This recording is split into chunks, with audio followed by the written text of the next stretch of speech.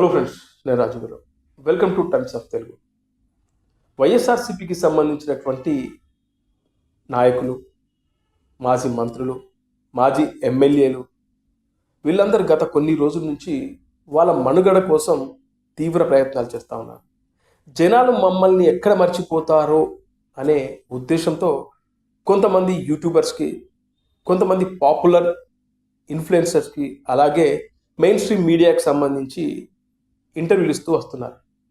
అయితే ఈ ఇంటర్వ్యూలలో వీళ్ళు మాట్లాడే విధానం చూస్తూ ఉంటే చాలా చాలా విచిత్రంగా అనిపిస్తూ ఉంది. ముఖ్యంగా అధికారం కోల్పోయిన తర్వాత చాలా అసహనానికి గురవుతున్నట్లుగా స్పష్టంగా కనబడుతూ ఉంది. సంబంధం లేని విషయాల గురించి ఇంటర్వ్యూలలో మాట్లాడుతూ ఉన్నారు.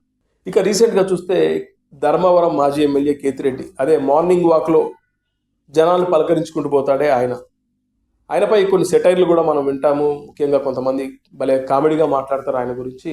మన జాఫర్ ఉన్నాడు కదా, జాఫర్కు ఓ ఇంటర్వ్యూ ఇచ్చాడు.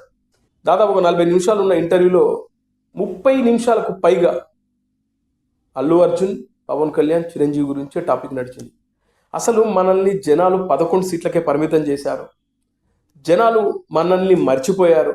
గత వైఎస్ఆర్సీపీ పరిపాలనలో జనాలు మనం చీదరించుకున్నారు. మనం చేసిన తప్పులేంటి, మళ్ళీ మనం కంబ్యాక్ అవ్వాలంటే ఏం చేయాలి, జనాలు మన నుంచి ఏం ఆశిస్తున్నారు, ఇప్పటి గవర్నమెంట్ పనితీరు ఎలా ఉంది, ఈ ప్రభుత్వం వచ్చి కేవలం 6 నెలలు మాత్రమే అయింది, ఇంకా 4.5 సంవత్సరాలు ఉంది.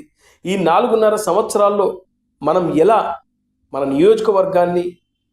నియోజకవర్గానికి సంబంధించిన ప్రజల్ని ఎలా ఆకట్టుకోవాలి, మళ్ళీ మనం తిరిగి అధికారంలోకి రావాలంటే మనం ఏం చేయాలనే విషయం మీద ఫోకస్ పెట్టాలి తప్పితే ఇటు చిరంజీవి గారి గురించి మీకు ఏం పని, ఇటు పవన్ కళ్యాణ్ గారి గురించి ఏం పని.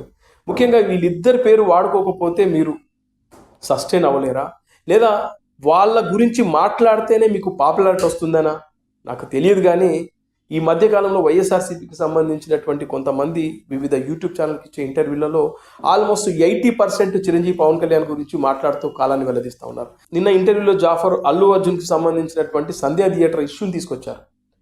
అలాగే ఈ అల్లు అర్జున్ వైఎస్ఆర్సీపీకి సంబంధించిన వ్యక్తే కదా, అల్లు అర్జున్ని వైఎస్ఆర్సీపీ వాళ్ళు ఓన్ చేసుకున్నారు కదా, ఈ ఇష్యూని మీరు ఎలా చూస్తారు అని ఆయన అడగడం అసలు సంబంధమే లేదు. నిన్న అంటే ఒక ఇంటర్వ్యూ, కేతిరెడ్డి అనే వ్యక్తి ఇంటర్వ్యూ ఏ పాయింట్ ఆఫ్ వ్యూలో జరగాలి, ఆయన నియోజకవర్గం వైసీపీ ఎలా కంబ్యాక్ చేస్తుంది, వైఎస్ఆర్సీపీ నెక్స్ట్ ప్లాన్ ఏంటి, జగన్మోహన్ రెడ్డి మరి జనాలకు చేశారని మీరు చెప్తున్నారు కదా, మరి ఎందుకు రివర్స్ అయ్యింది, దీని మీద డిస్కషన్ జరుగుతుంటే బాగుండేది. కానీ అల్లు అర్జున్ సంధ్యా థియేటర్ ఇష్యూ, అట్లాగే ఆయన వైఎస్ఆర్సీపీ అభిమానులు ఓన్ చేసుకున్నారు, దాని గురించి ఎలా చూస్తారని నేను అడగగానే అది కంప్లీట్గా ఓ ఇంటర్వ్యూ, ఒక 20% ఇంటర్వ్యూ అయిపోగానే మిగతా 40% ఇంటర్వ్యూ అంతా ఇక చిరంజీవి, పవన్ కళ్యాణ్ గురించే జరగడం చూసి నిజంగా అసలు చాలా ఆశ్చర్యం అనిపించింది. అంటే వీళ్ళ పేరు చెప్పుకోకపోతే మీరు బతకలేని పరిస్థితిలో ఉన్నారా అనిపించింది. అయితే ఇక్కడ చిరంజీవి గారి గురించి నా ప్రస్తావన తీసుకొచ్చారు. అలాగే పవన్ కళ్యాణ్ గారి గురించి మాట్లాడారు. జగన్మోహన్ రెడ్డి తెలుగు సినిమా ఇండస్ట్రీని వాళ్ళ ఇంటికి పిలిపించుకున్న సందర్భంలో అందరు హీరోలు కలిసి రావాలి అని చెప్తే చిరంజీవి గారు అందరిని తీసుకెళ్లారు. దానికి బిఫోర్ చిరంజీవి గారు ఆయన ఇంటికి వెళ్ళారు. అయితే ఇంటికి వెళ్ళినప్పుడట ఆయన నాటుకోడి పులుసు, అలాగే రాగి సంకట ఏదో పెట్టేసి ఆయన ఇంటికి ఆహ్వానించారు. ఆ టైంలో చిరంజీవి గారు దండాలు పెట్టేటి కానీ, నమస్కారాలు చేసేటి కానీ, ఆ ఇంట్లోకి చిరంజీవి గారు వెళ్ళేటప్పుడు కానీ వీడియో తీసి దాన్ని సోషల్ మీడియాలో పెట్టిందే వీళ్ళు. వాళ్ళ మెయిన్ ఛానల్ అయినటువంటి సాక్షికి ఇచ్చిందే వీళ్ళు. కావాలని చిరంజీవి గారితో దండాలు పెట్టించుకొని దాన్ని హైలైట్ చేసి చిరంజీవి గారు స్థాయిని తగ్గించే ప్రయత్నం చేశారు ఆ రోజున. దీన్నే జనాలు క్వశ్చన్ చేశారు. ఇక్కడే వైఎస్ఆర్సీపీకి అస్సలు మూడింది. మరి ఈయన కూడా అదే మాట్లాడుతూ చిరంజీవి గారి గురించి కొన్ని బ్యాడ్ కామెంట్ చేశాడు. ఎంతవరకు కరెక్ట్ అది? అలాగే 99 టీవీకి కానీ, బిగ్ టీవీకి కానీ, అలా ఆర్టీవీలో కూడా ఇంటర్వ్యూ ఇచ్చారు. ఇలా ఛానల్లోకి వెళ్తే ఒక చోట ఒకలాగా మాట్లాడుతున్నాడు. 99కి వస్తే పవన్ కళ్యాణ్ గారిని పొగుడుతూ, పవన్ కళ్యాణ్ గారు లేకపోతే ఇవాళ కూటమి లేదు, అది నిజమే.